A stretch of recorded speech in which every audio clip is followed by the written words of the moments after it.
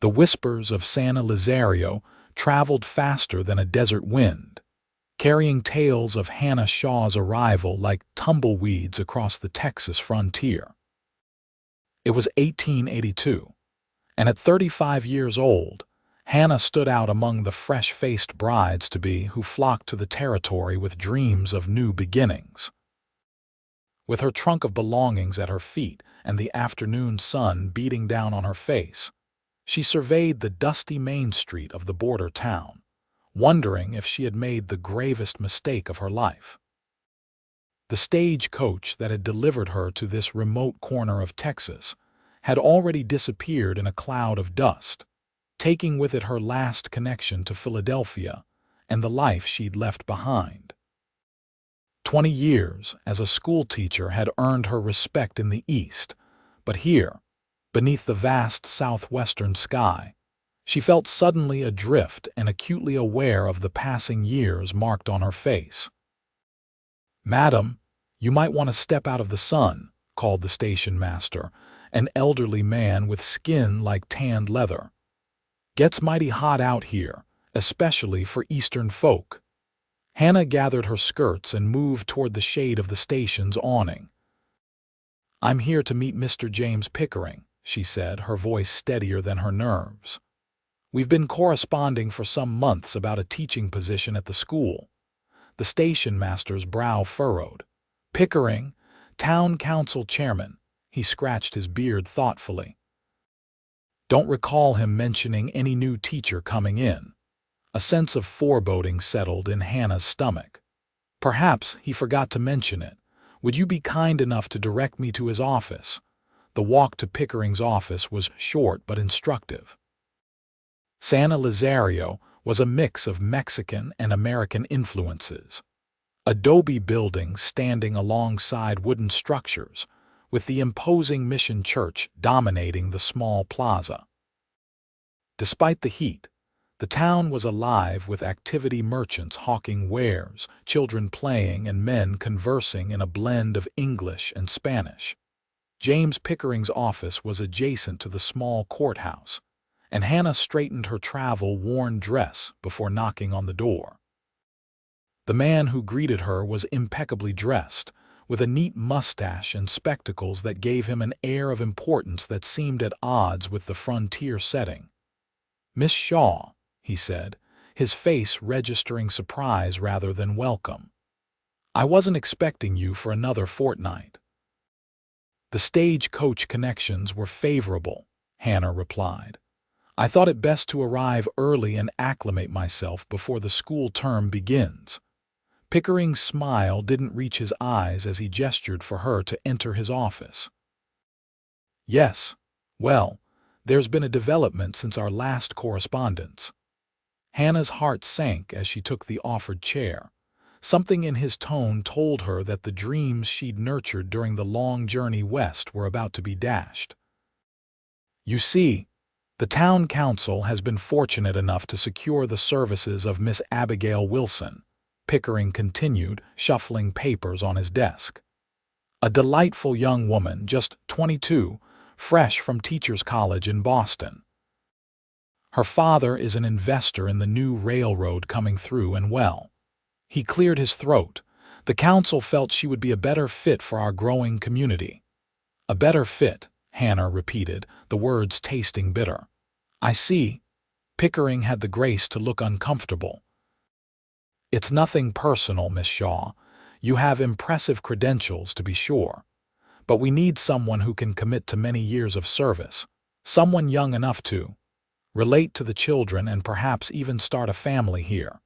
The frontier needs youth, you understand." Hannah understood all too well. It wasn't the first time her age had been used against her, though it was perhaps the most devastating instance, coming after she had sold her possessions and traveled 2,000 miles. "I've spent 20 years teaching children of all backgrounds," she said quietly, fighting to keep her voice level. "I've helped establish 2 schools in Philadelphia. I speak 3 languages, and yet you dismiss me because of the date on my birth certificate." "Now, Miss Shaw, there's no need for dramatics," Pickering said, his condescension evident. "We simply made a business decision. San Elizario needs to look to its future. I'm sure you understand." But Hannah didn't understand. She felt the weight of every mile traveled, every hope harbored, every letter exchanged over the past 6 months. She had come west for a new beginning, to escape the whispers of spinster and old maid that had followed her in Philadelphia. Instead, she had found the same prejudices, only more baldly stated. "What am I to do now, Mr. Pickering?" she asked. "I have no return fare, no accommodations." Pickering at least had the decency to look abashed. "The town can offer you a week's lodging at Mrs. Ramirez's boarding house while you make arrangements, and perhaps there's another settlement nearby in need of a teacher." His tone suggested he considered the matter resolved. Hannah rose with as much dignity as she could muster. "Good day, Mr. Pickering. I hope Miss Wilson serves your community well." The hot Texas air hit her like a furnace as she stepped outside, but she barely noticed. Her mind was racing, calculating what little funds she had, wondering how far they would take her. The promise of the West of respect and purpose seemed to evaporate like morning dew in the desert sun. "You all right, madam?" asked a passing cowhand, noticing her distress. "Perfectly fine, thank you," she replied automatically, forcing a smile, as she walked toward Mrs. Ramirez's boarding house, following Pickering's hastily scribbled directions. Hannah felt the stares of the townspeople. She wondered how many knew of her situation, how many had already dismissed her as another Eastern failure unsuited to frontier life. Mrs. Ramirez proved to be a kindly woman of around 50, with a broad face and quick, intelligent eyes. She showed Hannah to a small but clean room and declined immediate payment, saying, "The town account will settle it, Senora. Rest now. Things look better after rest." But rest eluded Hannah. As evening fell, she sat by her window, watching the activity on the street below gradually diminish as lamps were lit and families gathered for supper. She had no family waiting for her, no one expecting her presence at their table. The isolation she had sometimes felt in Philadelphia was nothing compared to this profound sense of displacement. She was composing a letter in her mind, a humble request to her former school for reinstatement, when a commotion on the street caught her attention. A group of riders was coming into town, their horses kicking up dust in the last light of day. At their head was a man whose bearing marked him as their leader, sitting tall in the saddle with the easy confidence of someone at home on horseback. As they passed beneath her window, the leader looked up, perhaps sensing her gaze.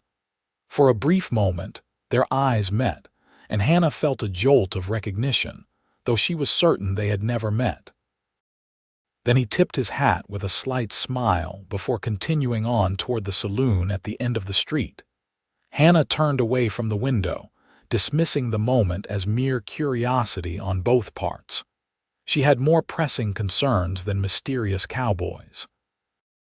Tomorrow she would need to visit the telegraph office and begin the humiliating process of retracing her steps eastward. Morning brought no relief from either the heat or her predicament. After a breakfast she barely touched, Hannah set out for the telegraph office, her letter of resignation from Philadelphia heavy in her reticule, a reminder of how final her decision to come west had been. The telegrapher, a young man with ink-stained fingers, looked up as she entered. "Madam, I need to send a message to Philadelphia," she began, but was interrupted by the entrance of another customer. "Morning, Pete," said a deep voice behind her. "Got anything for Keller Ranch?" Hannah turned to find herself face to face with the cowboy she had noticed the previous evening. In daylight, she could see he was older than she had first thought, perhaps 40, with lines at the corners of his eyes that spoke of years in the sun. His dark hair was shot with silver at the temples, and his eyes were a startling blue against his weathered skin. "Nothing today, Mr. Keller," the telegrapher replied. "Ladies first, anyway." The cowboy stepped back with a courteous nod to Hannah. "By all means." Hannah turned back to the counter, suddenly conscious of her appearance after a restless night. "As I was saying, I need to send a message to Philadelphia." "You must be the teacher that wasn't," said the cowboy, his voice casual but his eyes keen. Hannah stiffened. "Word travels quickly in small towns, I see." "Like wildfire in August," he agreed. "Samuel Keller," he added, extending a hand. "Hannah Shaw," she replied, briefly taking his offered hand. "Miss Shaw," he said with a nod. "I hear Pickering and the council made a poor decision yesterday." She raised an eyebrow. "You disagree with their choice?" "I generally disagree with Pickering on principle," Samuel replied with a hint of a smile. "But in this case, I think he's being particularly short-sighted." Hannah was unsure how to respond. She wasn't looking for sympathy, especially from a stranger. "I run the largest cattle operation in the county," Samuel continued, seemingly oblivious to her discomfort. "Keller Ranch employs about 20 hands year-round, more during drives. Half of them can't write their own names, and the other half pretend they can't to avoid paperwork." "That's unfortunate," Hannah said, wondering where this conversation was leading. Samuel's eyes crinkled at the corners. "It's downright inconvenient is what it is. I've been looking for someone to teach them and their children. The ranch has several families now, little ones growing up wild as mustangs." Hannah felt a spark of interest despite herself. "You're offering me a position." "I'm suggesting a possibility," Samuel corrected. "It wouldn't be like teaching in a proper school. The conditions would be rustic, the students irregular. But there's a cabin that could be fixed up, meals provided, and I pay fair wages." Hannah hesitated. She hadn't come west to teach in some remote ranch school. She had envisioned herself as a pillar of a growing community, helping to shape the education of a frontier town. "I appreciate the offer, Mr. Keller, but think on it," he interrupted. "You don't strike me as someone who gives up easily, Miss Shaw. Pickering said you were too old for the position." His eyes held hers steadily. "You're exactly the age I've been waiting for, someone with experience, patience, and enough wisdom not to be scared off by a bunch of cowboys and their wild offspring." There was something in his direct gaze that made Hannah pause.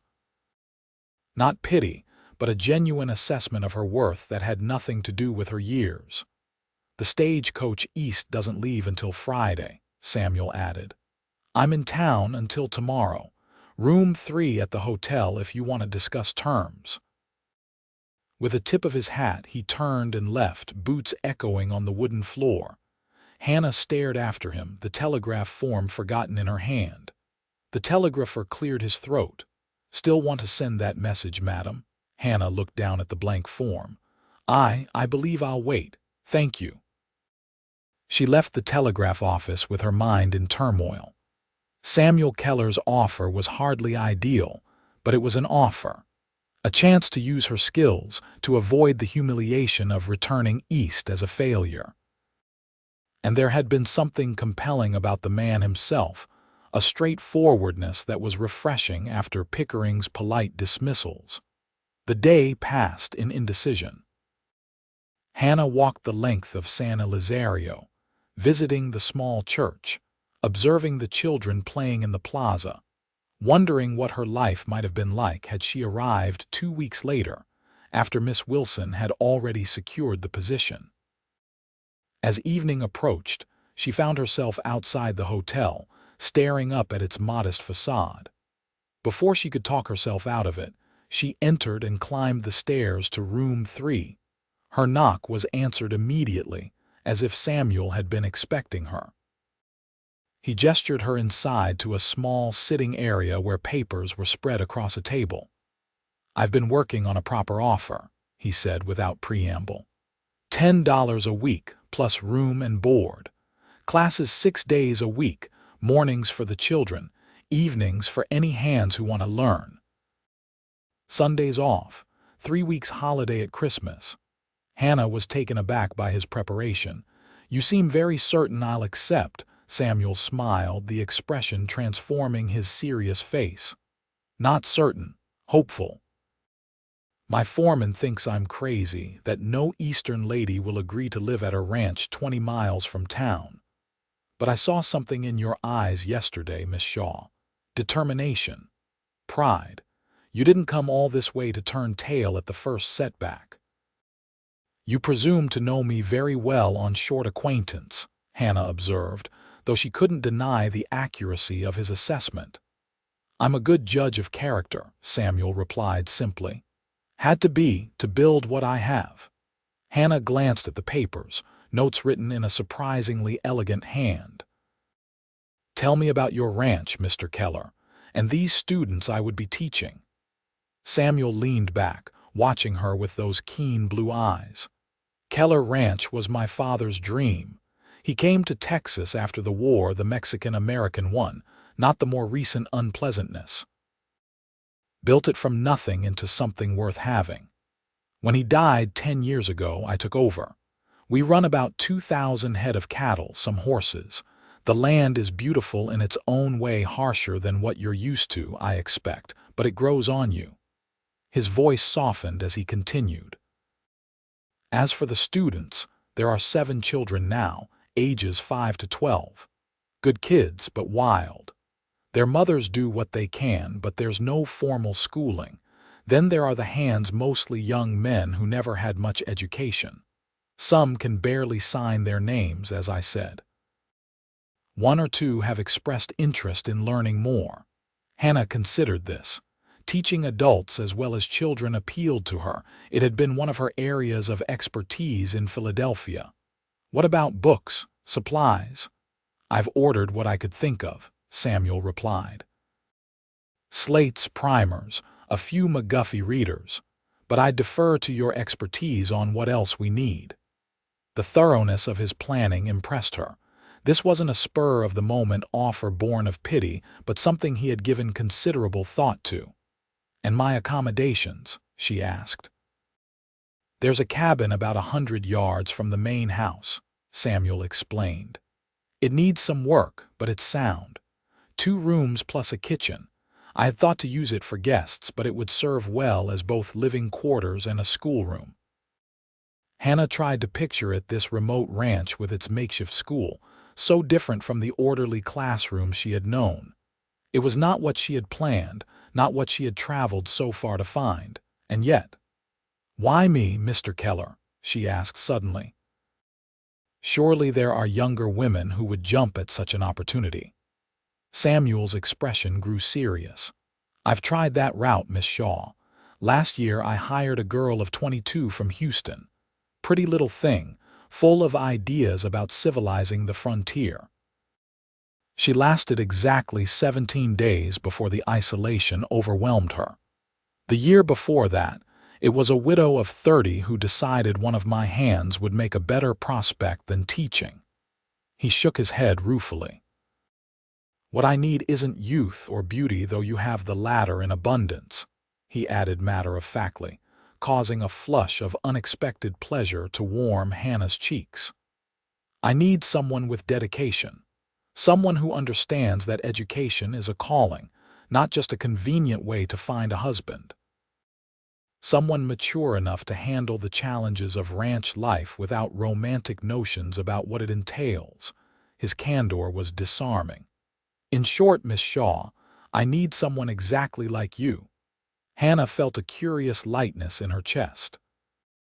After being rejected for the very qualities that made her valuable, her experience, her maturity here was someone who saw those things as assets rather than liabilities. "I'll need to see this cabin before I agree," she said, surprised by her own words.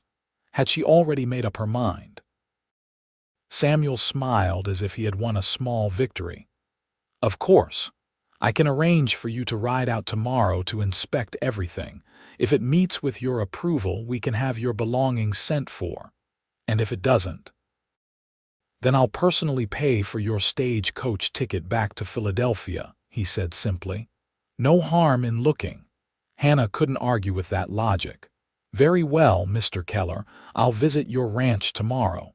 As she returned to Mrs.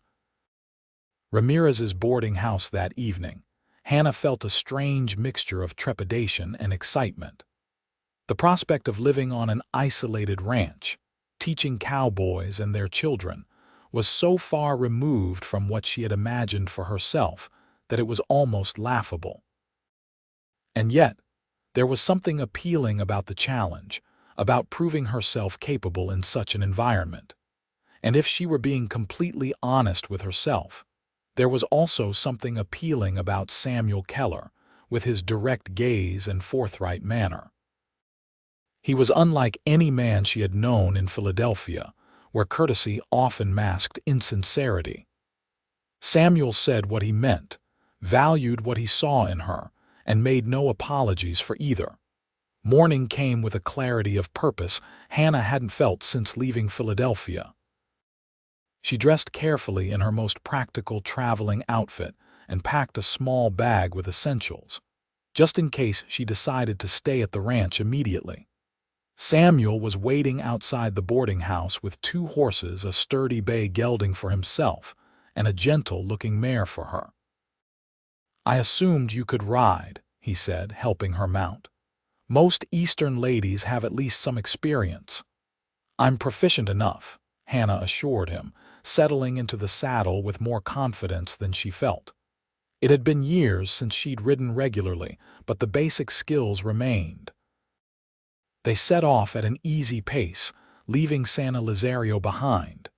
The landscape opened before them, vast and stark yet beautiful in its severity.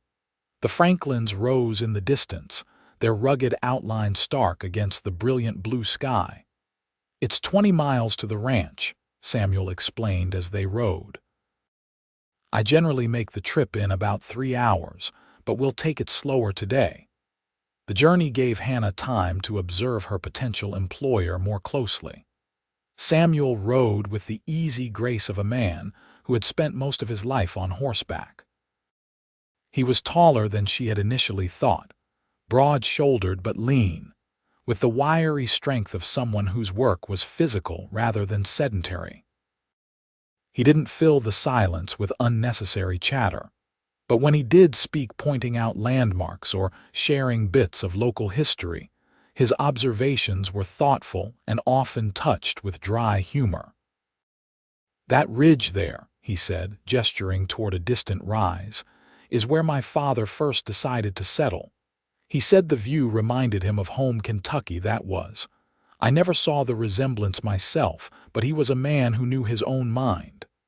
Like his son, Hannah observed. Samuel glanced at her with a hint of a smile. Some would say stubborn rather than decisive, but yes, the apple didn't fall far from the tree. They stopped to rest the horses near a small spring around midday. Samuel produced a simple lunch of bread, cheese, and dried fruit from his saddlebags, which they ate in the shade of a lone cottonwood. May I ask a personal question, Mr. Keller? Hannah ventured as they finished their meal. Samuel, please, he corrected. And yes, you may ask, though I reserve the right not to answer. Fair enough, she agreed. I was wondering why you never married. A successful rancher such as yourself must have had opportunities. The question hung between them for a moment before Samuel answered. I was engaged once, shortly after my father died. Eleanor was the daughter of a rancher over in the Pecos Valley. Beautiful girl, good family. But she wanted to live in town, have the kind of life she'd read about in ladies' magazines. I couldn't give her that and stay true to what I was building here. He shrugged slightly. After that, I focused on the ranch. There aren't many suitable women out here, and I never had much patience for courtship anyway. His gaze met hers directly. What about you, Miss Shaw? Why did a woman of your obvious intelligence and accomplishment never marry? Hannah appreciated the lack of euphemism in his question. No find a companion or secure a match, just the straightforward inquiry.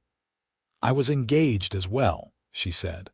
Robert was a fellow teacher, scholarly, kind. We had a great deal in common. But he received an offer to teach at a prestigious academy in Europe, and while he proposed I accompany him as his wife, it became clear that my own teaching career would have to be sacrificed. I couldn't bring myself to do it. So you chose your vocation over marriage, Samuel observed.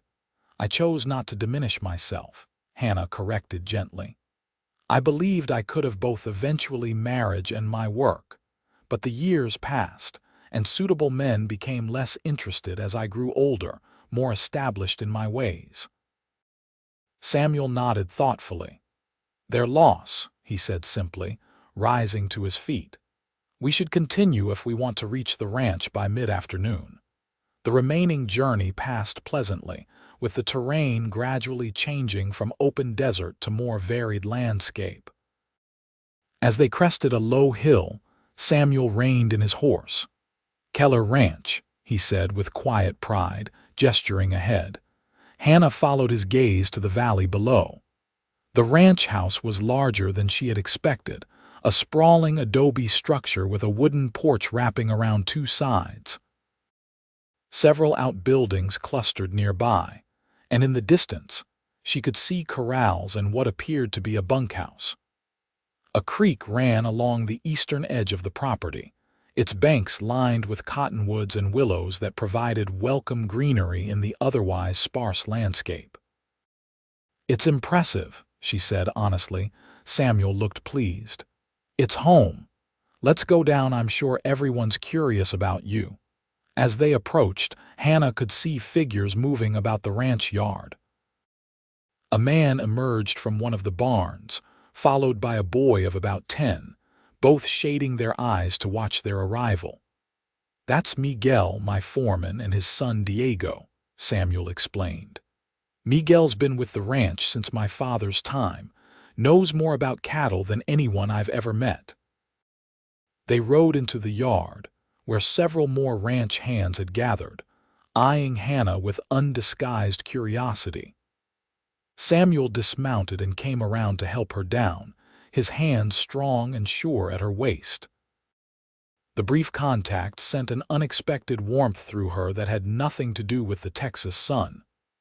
Miss Hannah Shaw, Samuel announced to the assembled men, is considering becoming our teacher. I expect you all to make her feel welcome. Miguel stepped forward, a stocky man with an intelligent face and graying hair. Miss Shaw, he said with a slight bow, my wife will be very happy. She has been telling Mr. Keller for years that the children need proper schooling. I look forward to meeting her, Hannah replied, touched by his genuine welcome. The tour that followed confirmed what Samuel had told her. The ranch was well established and prosperous, if remote. The main house was surprisingly comfortable inside, with solid furniture, a decent library, and even a piano in the front parlor. My mother insisted on bringing it from Kentucky, Samuel explained, noticing her surprise. Said civilization needed music. It's badly out of tune now, no one to play it since she passed. I play, Hannah said without thinking. Something flickered in Samuel's eyes. Then perhaps it will have a purpose again. The cabin that would be her home and schoolroom was, as Samuel had described, simple but sound, with 2 good-sized rooms and a small kitchen. It needed cleaning and some minor repairs, but she could see the potential in it. The children could sit here, she mused, standing in the larger of the 2 rooms. With a blackboard on that wall, perhaps some shelves for books. Samuel watched her with a satisfied expression. You're already planning, he observed. Hannah caught herself and smiled ruefully. Force of habit. I haven't agreed yet, Mr. Keller. Samuel, he reminded her. And I think you have in your heart, but there's one more thing you should see before you decide. He led her outside and around to the back of the cabin, where the land sloped gently down to a small tributary of the creek. Someone had planted a garden, their flowers mixed with vegetables, thriving despite the harsh climate thanks to the nearby water. "My mother's garden," Samuel explained. "Miguel's wife, Elena, keeps it up as best she can, but she has many responsibilities. It would be yours to tend if you wished." The thoughtfulness of the gesture, showing her not just where she would work, but where she might find joy, touched Hannah deeply. This man who had known her for barely a day somehow understood what would matter to her. "I accept your offer, Samuel," she said quietly. "I'll stay and teach your ranch children and cowboys." The smile that spread across his face was like sunrise breaking over the desert, sudden and transformative. "You won't regret it, Miss Shaw," he promised. "Hannah," she corrected, "and I'll hold you to that."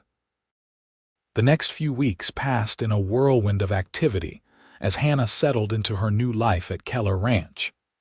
True to his word, Samuel had the cabin repaired and furnished properly, with a large table for lessons, benches for the students, and even a small blackboard installed on the wall. Books arrived from El Paso, more than she had expected, including several advanced texts she had mentioned in passing. The children were, as Samuel had described, bright but undisciplined, their education having been haphazard at best. There were 7 in total: Miguel's son Diego and daughter Lucia, the cook's 3 children James, Sarah, and Thomas, and the twins Abigail and Grace, whose father managed the ranch's horses. They ranged in age from 5 to 12, with wildly varying abilities. Hannah approached their education methodically, assessing what each child knew and needed to learn. By the end of the first week, she had established a routine that seemed to work, with the older children helping the younger ones during certain activities.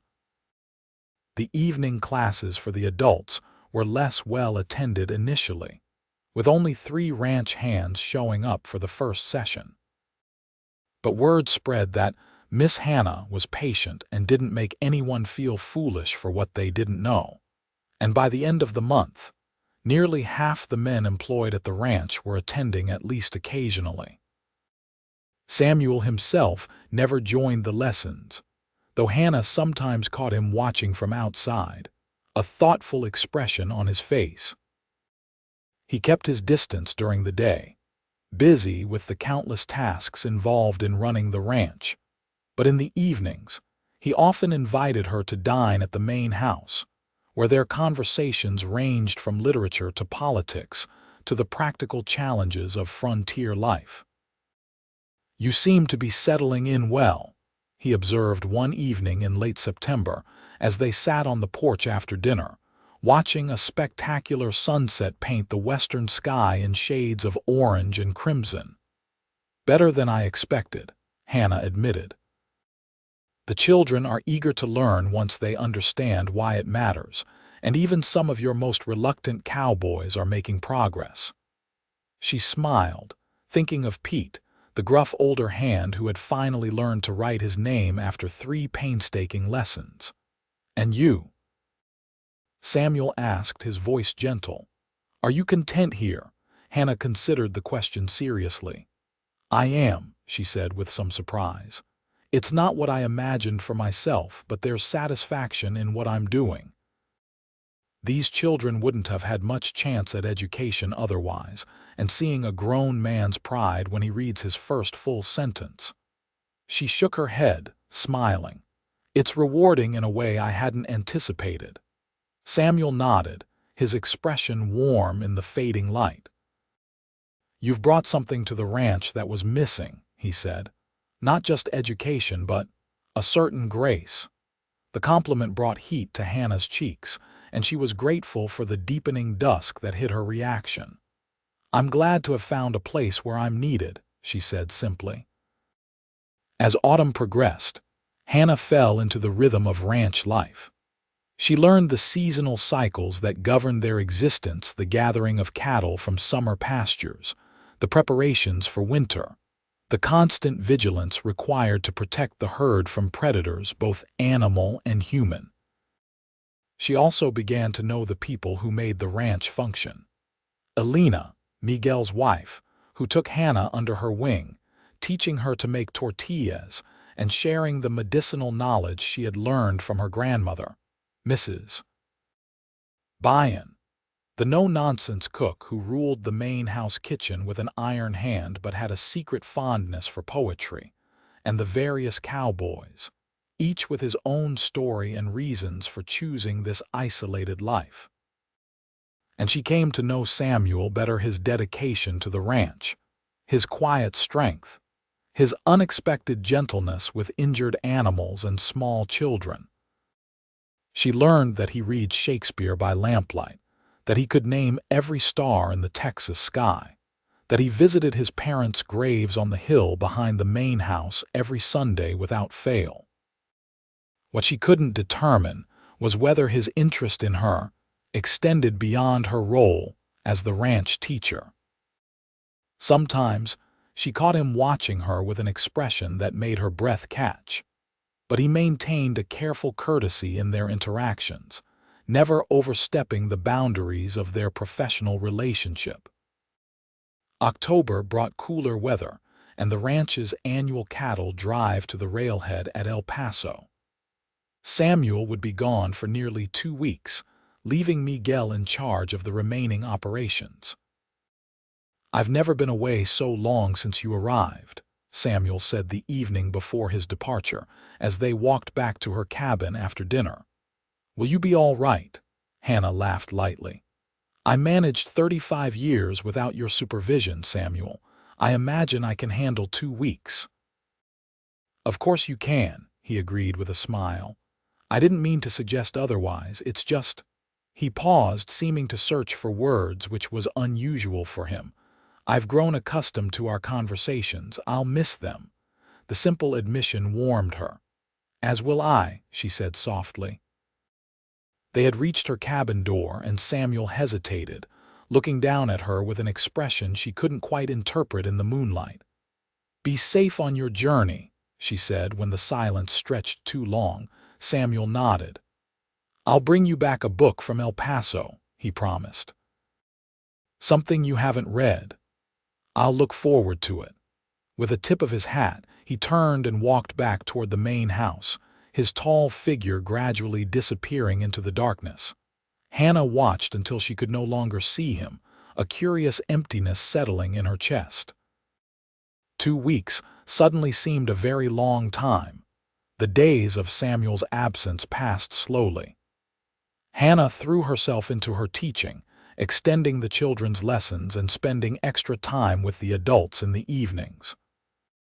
She tended her garden, played the newly tuned piano in the main house, and helped Elena preserve the last of the summer vegetables. But she found herself looking up at every approaching horse, listening for the particular cadence of Samuel's footsteps on the porch, glancing toward his empty chair at dinner. The ranch seemed diminished without his presence, as if he were a source of energy that powered the entire operation. "You miss him," Elena observed one afternoon as they shelled beans together on the kitchen porch. Hannah didn't pretend to misunderstand. "He's become a friend," she said carefully. Elena's dark eyes were knowing. "A friend," she repeated. "Yes, that is how it begins." "Elena, I'm nearly 36 years old," Hannah protested gently. "Well past the age of romantic notions." The older woman shrugged. "The heart does not count years, Hannah, and neither does Samuel Keller, I think." Hannah changed the subject, uncomfortable with the direction of the conversation, but Elena's words lingered in her mind long after. The cattle drive returned on a crisp October morning, the men tired and dusty but in good spirits after a successful sale. Hannah was in the middle of a lesson when she heard the commotion of their arrival, but she forced herself to continue until the scheduled end, though she noticed the children were restless with excitement. "Your fathers are home," she finally said, closing her book. "You may go greet them, but I expect you all back tomorrow morning on time." The children scattered with whoops of joy, racing toward the approaching riders. Hannah followed more sedately, smoothing her hair and straightening her shawl against the autumn breeze. Samuel was at the head of the procession, looking weary but satisfied. His face lit up when he spotted her waiting by the corral, and he urged his horse forward, dismounting in one fluid motion. "Hannah," he said, his voice warm with pleasure. "The ranch is still standing, I see." "Despite my best efforts to burn it down," she teased, surprising herself with the lightness in her tone. "Welcome home, Samuel." He smiled at the word home, and for a moment they simply looked at each other, reconnecting after the separation. Then he reached into his saddlebag and withdrew a package wrapped in brown paper. "As promised," he said, handing it to her. "I hope you haven't read it." Hannah unwrapped the package to find a handsome leather-bound copy of Thoreau's Walden. "I haven't," she said with delight. "How did you know?" "You mentioned once that you admired his essays but hadn't read his longer work," Samuel replied, clearly pleased by her reaction. I remembered. The fact that he had recalled such a minor detail from their conversations touched her deeply. "Thank you, Samuel. It's perfect." Their gazes held for a long moment before Samuel reluctantly turned away. "I should see to the men and horses," he said. Perhaps you would join me for dinner tonight. I have much to tell you about the journey." "I'd like that," Hannah replied, clutching the book to her chest. That evening marked a subtle shift in their relationship. As Samuel recounted the adventures of the cattle drive over Mrs. Byon's excellent pot roast, Hannah found herself laughing more freely, responding more openly to his stories. And Samuel, in turn, seemed more relaxed in her company, his usual reserve softening into something warmer, more personal. After dinner, he surprised her by asking if she would play the piano. "The house has been too quiet without music," he said. "Without you," he added, so quietly she almost didn't hear. Hannah played for nearly an hour simple songs her mother had taught her, hymns she remembered from church, a few classical pieces she had practiced over the years. Samuel sat in a chair near the piano, eyes closed at times, simply listening, occasionally requesting a particular melody. When she finally stopped, flexing her fingers, Samuel opened his eyes and looked at her with such intensity that her breath caught. "You've changed everything," he said softly. Before Hannah could respond, Mrs. Byon bustled in with coffee, breaking the moment. The remainder of the evening passed pleasantly, but that look, those words, lingered in Hannah's thoughts as she returned to her cabin under a canopy of stars. November brought the first real cold snap, with frost whitening the ground and smoke curling from every chimney on the ranch. The mountains in the distance wore caps of snow, and the air had the sharp, clean scent of winter approaching. Hannah's lessons moved entirely indoors, with the children crowding around the pot-bellied stove in her cabin classroom, and the evening adult lessons taking place in the bunkhouse, where a roaring fire kept the chill at bay. One evening in mid-November, Samuel joined the adult class for the first time, slipping quietly into the back of the room just as Hannah was beginning a lesson on letter writing. She faltered momentarily upon seeing him, then recovered and continued, explaining the proper format for business correspondence. The Cowboys were unusually attentive, perhaps because of their boss's presence, and the lesson went well. As the men filed out afterward, Samuel remained behind, helping Hannah gather her books and papers. "You're an excellent teacher," he said. "I've known these men for years, some of them, and I've never seen them so engaged in anything that didn't involve horses or cards." Hannah smiled, pleased by the compliment. "They want to learn. That makes all the difference." "No, it's more than that," Samuel insisted. "You have a gift for making them believe they can learn, which isn't the same thing at all." They walked back toward the main part of the ranch together, their breath forming clouds in the cold night air. Hannah was about to turn toward her cabin when Samuel spoke again. "I have something to ask you," he said, his voice uncharacteristically hesitant. "The Hendersons, Bob Henderson, runs the general store in San Elizario. They're holding a harvest dance this Saturday. I wondered if you might accompany me." The invitation caught Hannah off guard. In the 3 months she had been at the ranch, Samuel had never suggested any activity that might be construed as courting. "A dance," she repeated. Samuel looked suddenly uncertain. "If you'd rather not, I understand completely. It was just a thought." "No," Hannah said quickly. "I'd be delighted to go. I was simply surprised." Relief washed over Samuel's features. "Good," he said. "That's good. I'll arrange for the buggy. We'll need to leave by noon to reach town in time." "I'll be ready," Hannah promised. As she prepared for bed that night, Hannah found herself both excited and nervous about the upcoming dance. It had been years since she had attended such a social event, and never in the company of a man like Samuel Keller. The day of the dance dawned clear and cold, the kind of crystalline winter day that seemed unique to the high desert. Hannah spent the morning fretting over what to wear, finally settling on her best dress, a deep burgundy wool with velvet trim that she had only worn once since coming to the ranch, for the small Thanksgiving celebration they had held the previous month. Samuel arrived at her cabin precisely at noon, driving a smart black buggy pulled by 2 matching bay horses. He had traded his usual ranch attire for a well-cut dark suit and crisp white shirt, his hair neatly combed and his beard trimmed. "You look beautiful, Hannah," he said simply as he helped her into the buggy, his hand lingering on hers a moment longer than necessary. "Thank you," she replied, noting how the blue of his eyes seemed even more striking against the dark suit. "You're quite handsome yourself." The journey to San Elizario passed pleasantly, with Samuel pointing out landmarks and sharing stories about the area's history. As they approached the town, Hannah felt a momentary apprehension.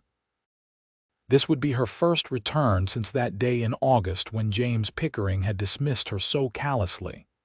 "Nervous?" Samuel asked perceptively. "A little," Hannah admitted. "I didn't leave under the best circumstances." Samuel's expression hardened slightly. "Pickering is a fool," he said flatly. "And by now, everyone in town knows it. The young teacher he hired lasted exactly 1 month before eloping with a cavalry lieutenant passing through." Despite herself, Hannah laughed. "I shouldn't find satisfaction in that, but I'm afraid I do." "Human nature," Samuel said with a smile.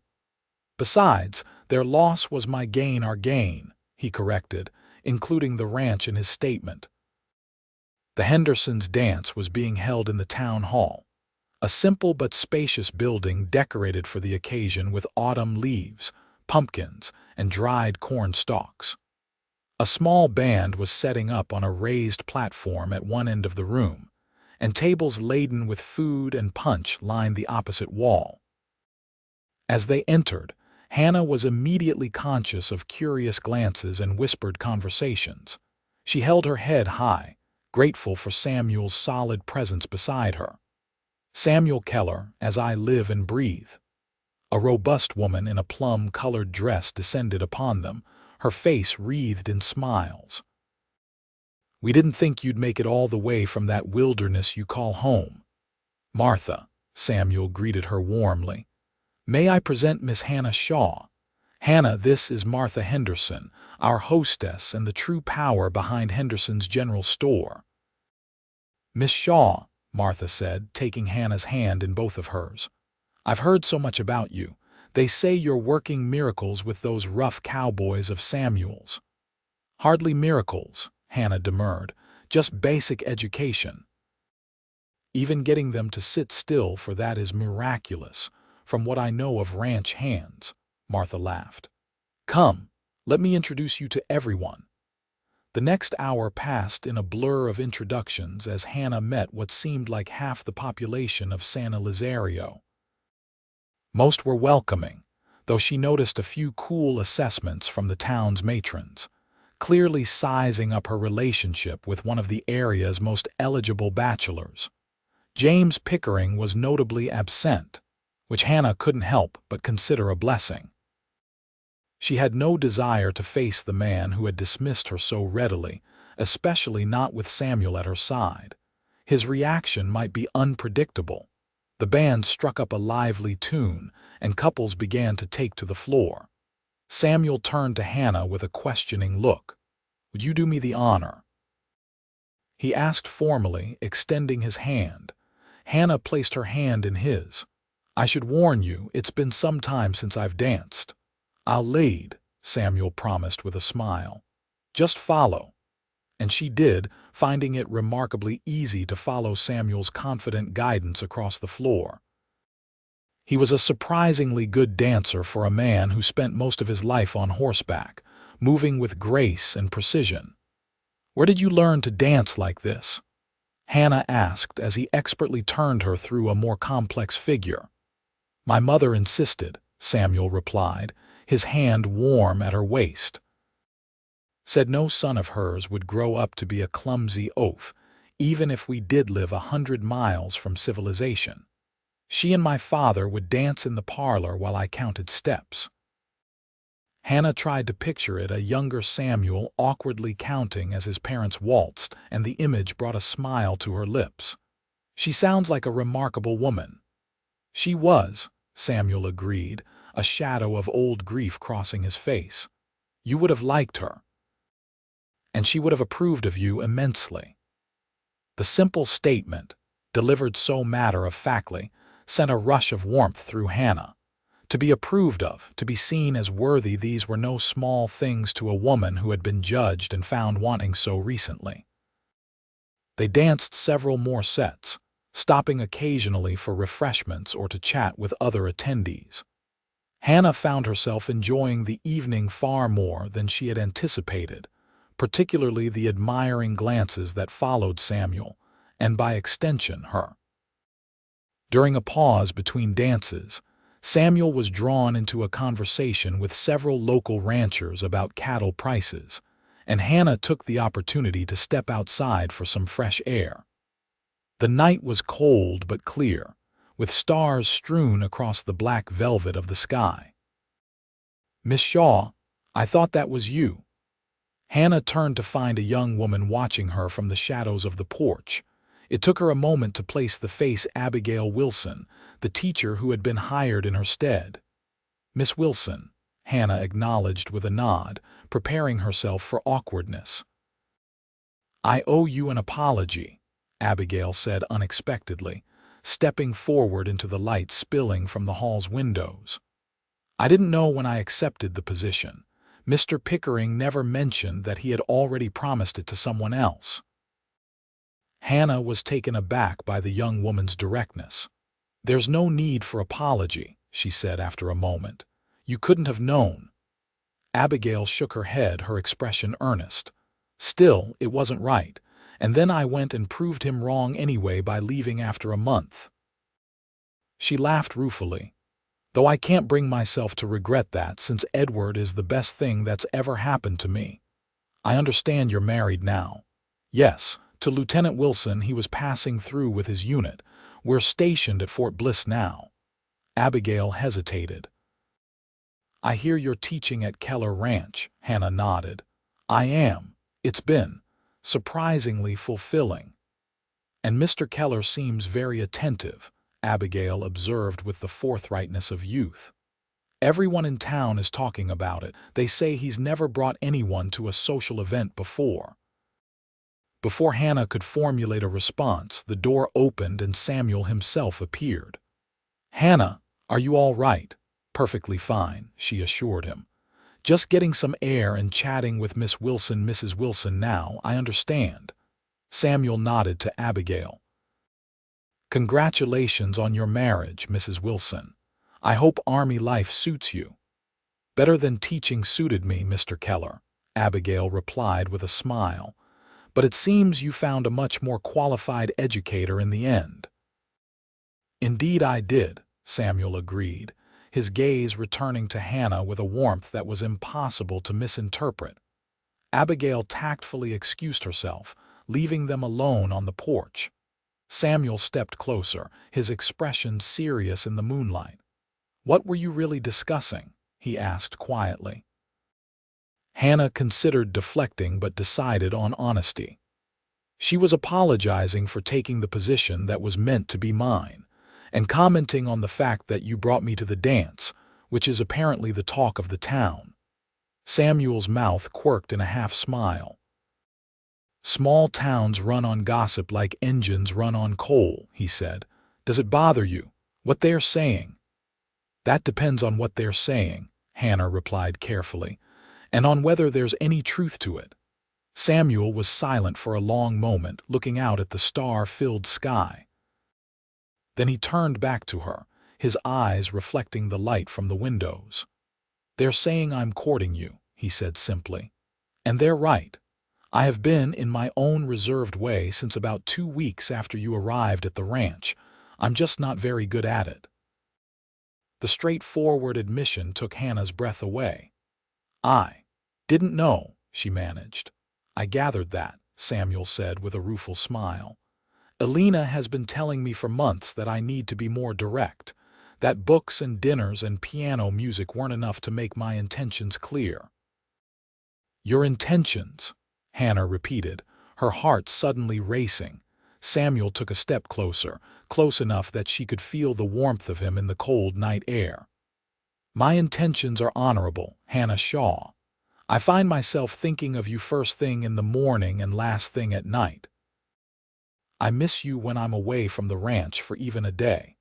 I value your intelligence, your courage, your kindness to everyone from my foreman's children to the greenest cowhand."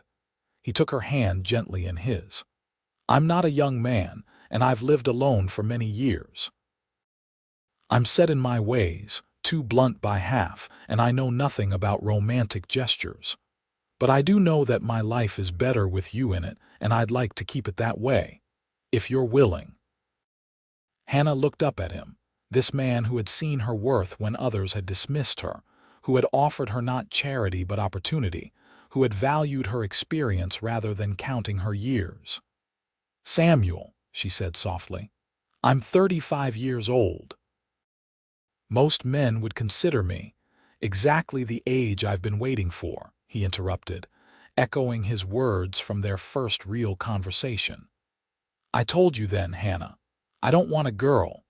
I want a woman who knows her own mind, who has lived enough to understand what matters. I want you, just as you are."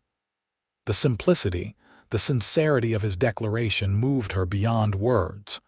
In response, she did something she had never done before. She initiated a kiss, rising on tiptoe to press her lips gently to his. Samuel seemed surprised for only a moment before his arms came around her, drawing her closer as he returned the kiss with a tenderness that made her heart ache. When they finally parted, he rested his forehead against hers, his breath warm on her face. "Is that a yes?" he asked, a smile in his voice. "Yes," Hannah replied without hesitation. "Yes to whatever you're asking." Samuel kissed her again, more deeply this time, and Hannah felt as if she had finally found her true home, not in a place but in a person. The remainder of the dance passed in a golden haze of happiness. They rejoined the festivities, and Hannah was conscious of a new awareness between them, hands lingering longer when they touched, glances held across the room, smiles shared like secrets. It was late when they finally began the journey back to the ranch, the buggy lanterns casting pools of light on the dark road ahead. Hannah sat close to Samuel, his arm around her against the night chill, her head occasionally resting on his shoulder. "What happens now?" she asked as the lights of the ranch came into view in the distance. Samuel considered the question. "Whatever we want to happen," he said. "We could continue as we have been, with you teaching and me running the ranch. only now with the understanding that we're building toward something more. Or, Hannah prompted, sensing there was an alternative. Or we could get married, Samuel said simply. Not immediately, I wouldn't rush you, but soon. Spring, perhaps, when the wildflowers bloom in the hills. The idea of becoming Samuel's wife, of making their partnership official in the eyes of the community, filled Hannah with unexpected joy. Spring sounds perfect, she said softly. Though I'll continue teaching afterward, she added firmly. Samuel chuckled, the sound rumbling in his chest beneath her ear. I would expect nothing less, Miss Shaw. The ranch needs its teacher. And what does Samuel Keller need? She asked, looking up at his profile in the darkness. He glanced down at her, his expression tender in the lantern light. Only you, he said. Everything else is just details. The winter months passed in a sweet blur of work and courtship. Hannah continued her teaching, now with the added joy of planning for a spring wedding. Samuel proved to be a more romantic suitor than he had claimed, surprising her with small gifts, a book of poetry, a wooden box he had carved himself for her desk, a silver hairpin he had ordered from El Paso. Word of their engagement spread quickly through the county, eliciting congratulations from most quarters, and a few raised eyebrows from others. James Pickering, upon hearing the news, reportedly remarked that he never would have thought old Keller would settle for a spinster schoolteacher, a comment that made its way back to Samuel and provoked a confrontation in the San Elizario general store that became the stuff of local legend. You didn't need to defend my honor quite so vigorously, Hannah chided gently as she tended to Samuel's bruised knuckles afterward. Though I admit I'm rather flattered that you did. He's lucky I didn't do worse, Samuel growled. Calling you a spinster when his own wife left him after 3 years of marriage. Hannah couldn't help laughing. Technically, at 35 and unmarried, I am a spinster, she pointed out. It's just a word. It's not the word, it's the way he said it, Samuel insisted. As if you were somehow less valuable because you'd had the good sense not to marry the first fool who asked you. Hannah pressed a kiss to his battered hand. Well, I'm marrying you, so clearly my judgment isn't perfect. Samuel's outrage dissolved into laughter. Clearly not, he agreed, pulling her into his arms. But I'm grateful for it nonetheless. February brought unexpected news from Philadelphia. Hannah's former school was closing due to financial difficulties, and several of her colleagues were seeking positions elsewhere. Among them was her dear friend Margaret Pierce, a fellow teacher who wrote asking if there might be opportunities in the West for an unmarried lady of 40 with experience in education. What do you think? Hannah asked, showing Samuel the letter over breakfast. The town still needs a teacher, from what I hear. Samuel considered it thoughtfully. It would be good for San Elizario to have a proper teacher again, he agreed, and good for you to have a friend from home nearby. Hannah smiled at his perception. I have been a little homesick for female companionship, she admitted. Elena is wonderful, but she's so busy with the ranch. Write to your friend, Samuel decided. Tell her about the position. If she's half as competent as you, she'll be an asset to the community. Hannah did so that very day, and Margaret's enthusiastic reply came 3 weeks later, confirming that she would be on the spring stagecoach from the east.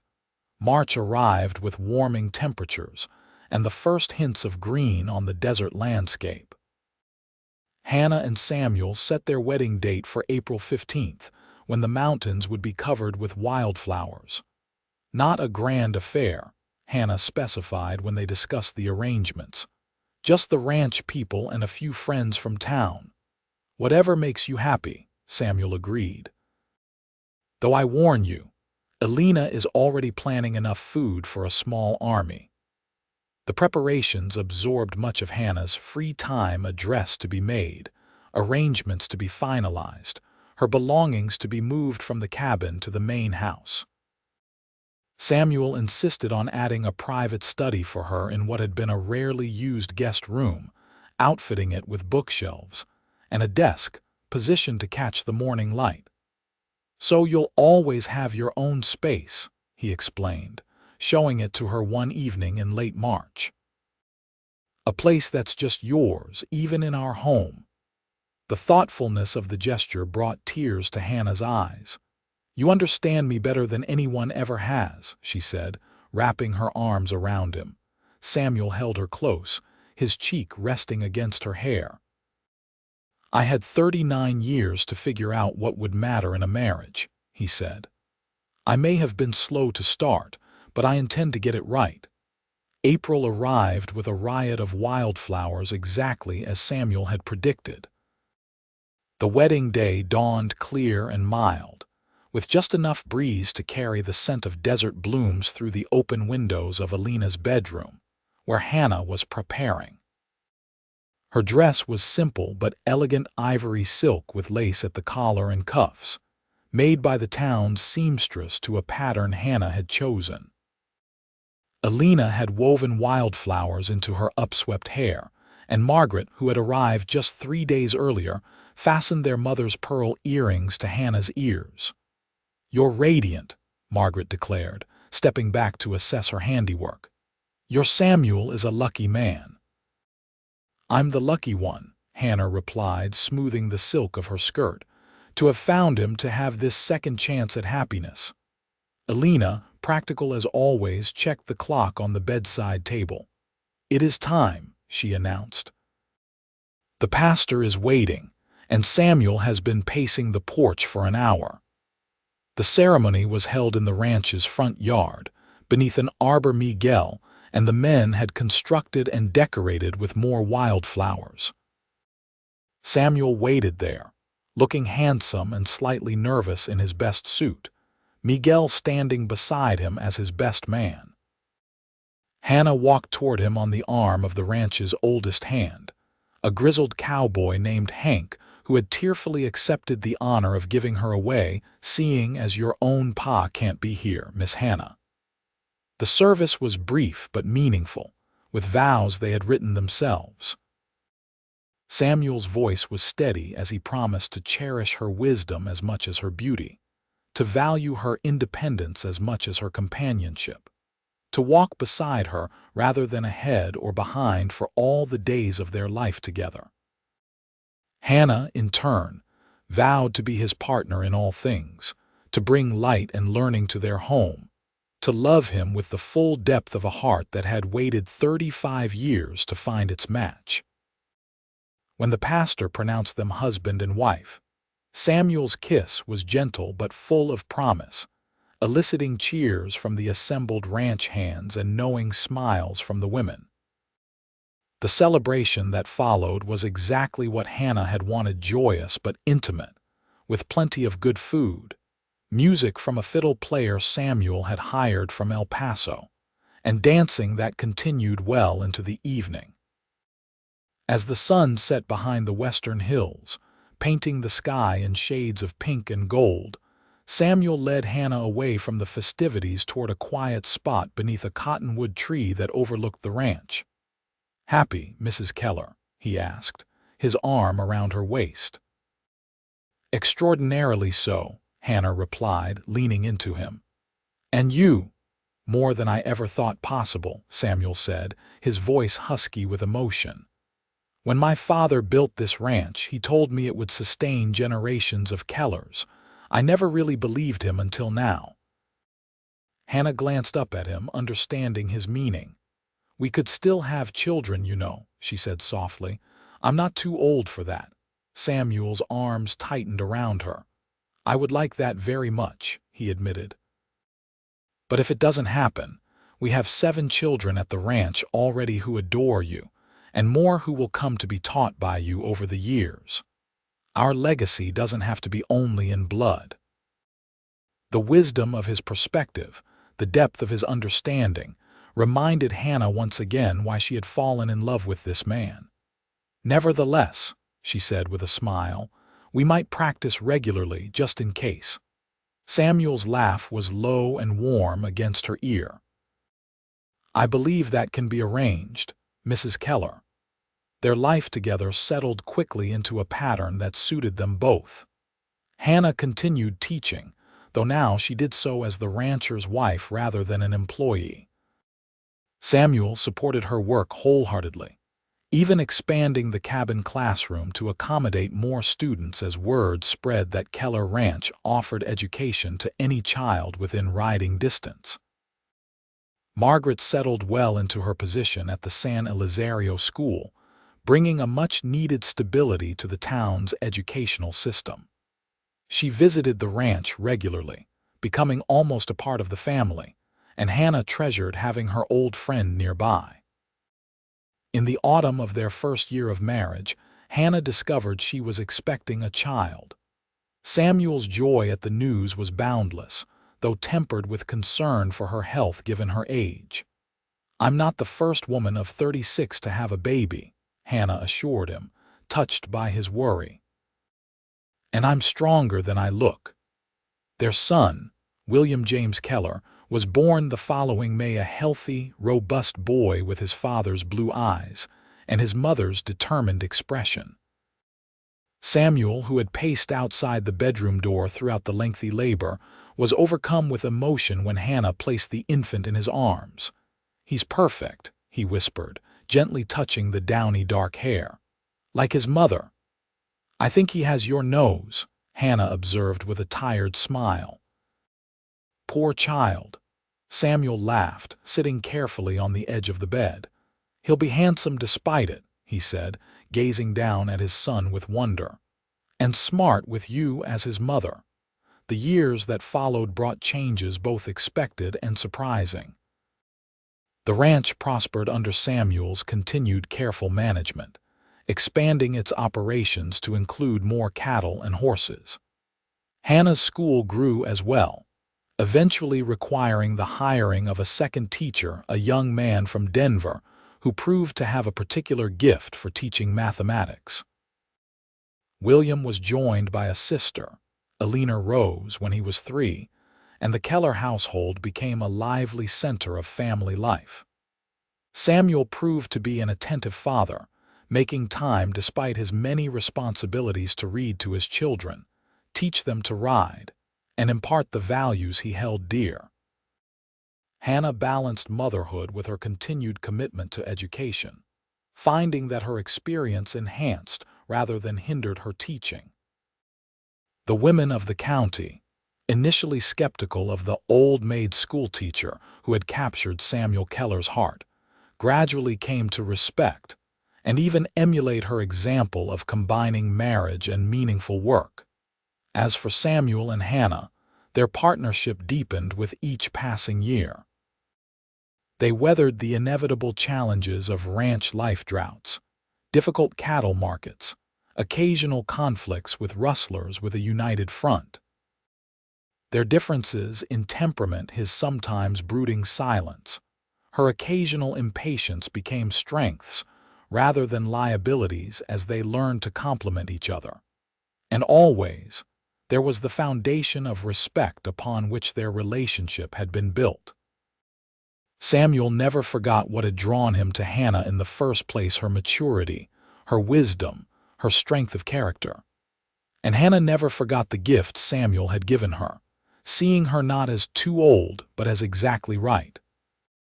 On their 10th anniversary, Samuel surprised Hannah with a journey to San Francisco, a city she had long wished to visit. As they stood together on the deck of a ferry crossing the bay, watching the sunset paint the water gold, Samuel put his arm around his wife.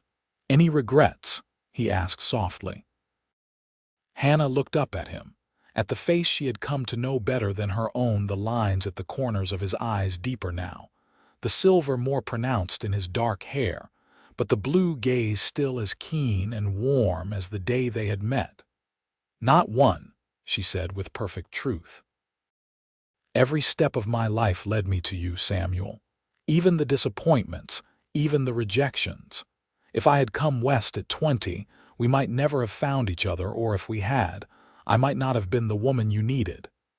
Samuel's smile was tender as he bent to kiss her. "And I might not have been the man you deserved," he murmured against her lips. "But we found each other at exactly the right time." "Exactly the right age," Hannah agreed, returning his kiss as the last light of day gilded the world around them in shades of possibility. Back at Keller Ranch, their children waited with Alina and Miguel, their extended family of ranch hands and students prepared to welcome them home. The life they had built together, rich in purpose, love, and mutual respect, stretched before them like the vast Texas sky, limitless in its potential for continued joy. It was not the life Hannah Shaw had imagined for herself when she had stepped off the stagecoach in San Elizario all those years ago, heartsick at rejection and uncertain of her future. It was infinitely better, a life made possible by one man's wisdom, in recognizing that what others saw as a limitation was, in fact, her greatest strength. And as the ferry returned them to shore and the next chapter of their shared story, Hannah sent a silent thanks to James Pickering and his short-sightedness. Without his rejection, she might never have found her true home, not in a place, but in the heart of a man who had been waiting for exactly the woman she was.